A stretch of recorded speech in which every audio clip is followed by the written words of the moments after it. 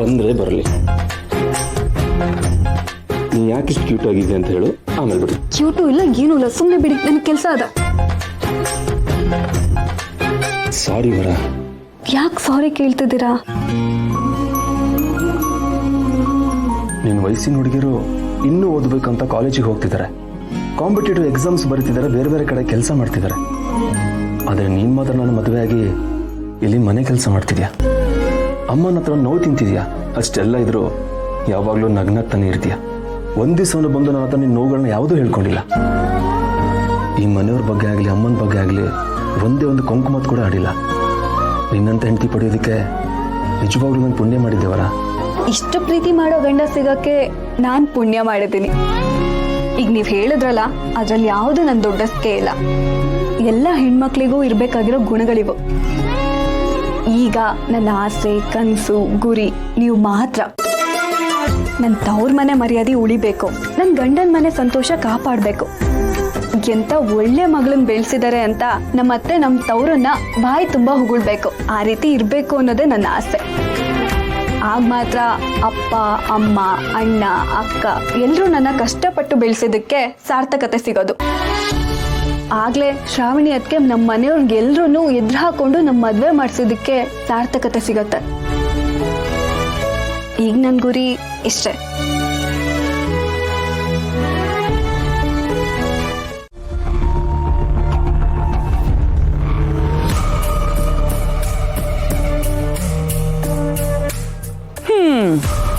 Registration ಅಂತೆ, registration ಯಾವ registration ನಡೆಯೋದಿಲ್ಲ. ಅಲ್ಲ, ಶ್ರಾವಣಿ ಬರಿಗೈಯಲ್ಲಿ ಬಂದು ಕೋಟ್ಯಾಂತರ ರೂಪಾಯಿ ಆಸ್ತಿನ ದೋಚ್ಕೊಂಡು ಹೋಗೋಣ ಅಂತ ಪ್ಲಾನ್ ಮಾಡಿದ್ದಾಳೆ. ಆದರೆ ಪಾಪ ಅವಳಿಗಿನ್ನೂ ಗೊತ್ತಿಲ್ಲ, ಅವಳು ಬರಿಗೈಯಲ್ಲೇ ಬಂದು ಬರಿಗೈಯಲ್ಲೇ ಹೋಗ್ಬೇಕಾಗತ್ತೆ. ಅಷ್ಟಕ್ಕೆ ಇಷ್ಟೆಲ್ಲ ಸಂಭ್ರಮ ಬೇಕಾ ಅಂತ. ಶ್ರಾವಣಿ ಸುಬ್ಬು ಗಂಡ ಹೆಂಡತಿ ಅಲ್ಲ ಅಂದಮೇಲೆ ಯಾವುದೇ ಕಾರಣಕ್ಕೂ ಸುಬ್ಬು ಮ್ಯಾರೇಜ್ ಸರ್ಟಿಫಿಕೇಟ್ಗೆ ಸೈನ್ ಹಾಕಿರಲ್ಲ. ಅವಳು ಸೈನ್ ಹಾಕಿಲ್ಲ ಅಂದಮೇಲೆ ಆಸ್ತಿ ಅವಳಿಗೆ ಸೇರೋದೇ ಇಲ್ಲ. ಈ ಆಸ್ತಿ ಎಲ್ಲ ನನಗೆ, ನನ್ನ ಮಗನಿಗಷ್ಟೇ ಸೇರಬೇಕು.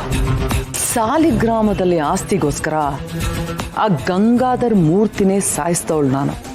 ಒಂದು ವೇಳೆ ಆ ಮುದುಕನಿಗೆ ಸಾವು ಹತ್ರ ಬರ್ತಿದೆ ಅಂತ ಗೊತ್ತಿತ್ತು ಅನ್ಸುತ್ತೆ, ಅದಕ್ಕೆ ಈ ತರ ವಿಲ್ ಮಾಡಿಟ್ಟಿದ್ದಾನೆ. ಇರ್ಲಿ, ಅವನು ಸತ್ತ ನನಗೆ ಅಧಿಕಾರನೂ ಸಿಗ್ಲಿಲ್ಲ, ಆಸ್ತಿನೂ ಸಿಗ್ಲಿಲ್ಲ. ಹಾಗಂತ ಈ ಆಸ್ತಿನ ನಾನು ಯಾವುದೇ ಕಾರಣಕ್ಕೂ ಬಿಟ್ಕೊಡೋದಿಲ್ಲ.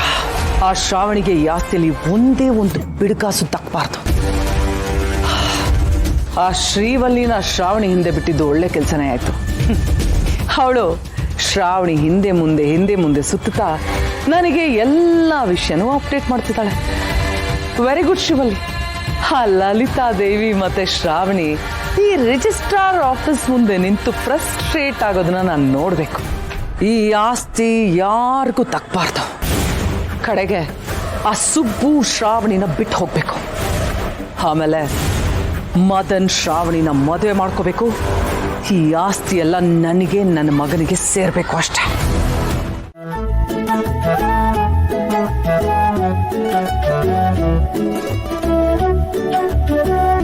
ಮೇಡಮ್, ಅದು ನಿಮ್ಮ ಮಗನ ಕರೆದ್ಬಿಡಿ, ಅವರು ಸೈನ್ ಹಾಕ್ಬಿಡ್ಲಿ.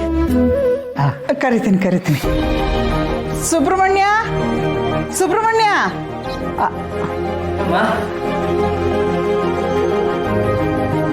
ಇನ್ಶೂರೆನ್ಸ್ ಕಂಪ್ನಿಯಿಂದ ಬಂದಿದ್ದಾರೆ. ಇನ್ಶೂರೆನ್ಸ್ ಮಾಡಿಸ್ತಾ ಇದ್ದೀನಿ, ಅದಕ್ಕೆ ನಾಮಿನಿ ನೀನು ಸೈನ್ ಮಾಡ್ಬೇಕಂತೆ. ಮಾಡು. ಇನ್ಶೂರೆನ್ಸಾ? ಒಳ್ಳೆ ವಿಷಯನೇ.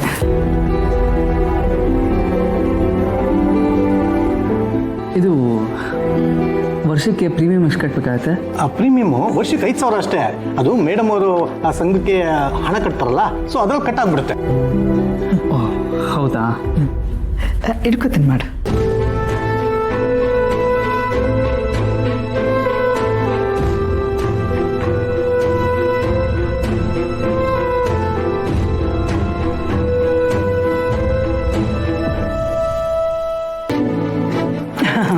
ಆಯ್ತಪ್ಪ.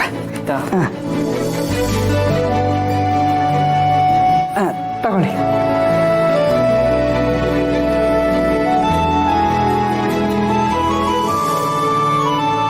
ಸರಿ ಮೇಡಮ್ ಹಾಂ ಪ್ರೀಮಿಯಂ ಕಾಪಿ ಸ್ವಲ್ಪ ದಿನದಲ್ಲೇ ಸಿಗುತ್ತೆ ನಾನು ನಿಮಗೆ ಫೋನ್ ಮಾಡಿ ಇನ್ಫಾರ್ಮ್ ಮಾಡ್ತೇನೆ. ಸರಿ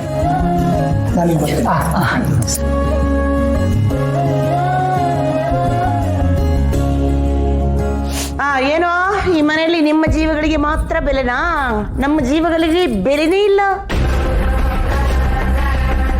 ಅಂತ ಮತ್ತೆ ಯಾವಾಗಲೂ ಈ ಥರದೊಂದು ಏನಾದರೂ ಮಾತಾಡ್ತಿರ್ತೀರಲ್ಲ, ಈಗ ಯಾರು ನಿಮಗೆ ಬೆಲೆ ಕೊಡ್ತೀರಾ ಮನೇಲಿ? ಅಯ್ಯೋ ಶಿವನೇ, ಯಾವಾಗಲೂ ಏನಾದರೂ ಹೇಳ್ತಾನೆ ಇರ್ತೀನಂತೆ. ಅದಲ್ಲಪ್ಪ ಕಾರ್ತಿಕೇಯ, ನಾನು ಹೇಳ್ತಿರೋದು ನಮಗೆ ಬೆಲೆ ಅಲ್ಲ, ನಮ್ಮ ಜೀವಗಳಿಗೆ. ಅಲ್ಲ, ಹೆಂಗೋ ಇನ್ಶೂರೆನ್ಸ್ ಮಾಡ್ತಿದ್ರಲ್ಲ, ಅದ್ರ ಜೊತೆಗೆ ನಮ್ಮಿಬ್ರಿಗೂ ಇನ್ಶೂರೆನ್ಸ್ ಮಾಡಿಸಿದ್ರೆ ಇವನ್ ನೆಗೆದು ಬಿದ್ರೆ ನನಗೆ, ನಾನು ನೆಗೆದು ಬಿದ್ರೆ ಇವನಿಗಾದ್ರೂ ಸಿಕ್ತಿತ್ತು ಅಂತ ಕೇಳಿದೆ. ಬಿಡ್ತು ನಿಕಾಂತಮ್ಮವ್ರೆ. ಬಿಡ್ತು ಅಣ್ಣ. ಬಿಡ್ತು ಕಾಂತ ಮತ್ತೆ ಇದು ಅಮ್ಮನ ಸಂಘದಿಂದ ಮಾಡ್ತಾರೋ ಇನ್ಶೂರೆನ್ಸು. ನಿಮ್ಗೇನಾದರೂ ನಾನು ನೋಡ್ಕೊತೀನಿ, ಇನ್ಶೂರೆನ್ಸು ನಾನೇ ಮಾಡಿಸ್ತೀನಿ, ಓಕೆನಾ? ಕರೆಕ್ಟ್ ಅಲ್ಲ ಮಮ್ಮಿ, ನಮಗೆ ಸುಬ್ಬುನೇ ಲೈಫ್ ಇನ್ಸೂರೆನ್ಸು. ನಮ್ಮ ಎಲ್ಲಾ ಭಾರನು ಅವನ ಮೇಲೆ ಹಾಕಿ ನಾವು ಚೌಕಾಬಾರ ಆಡೋಣ. ನಡಿ ಅನಂತ ಸೇನಾ, ನನಗೆ ಕಾಪಿ ಕೊಡ್ಲಿಲ್ಲ ಅಲ್ಲ?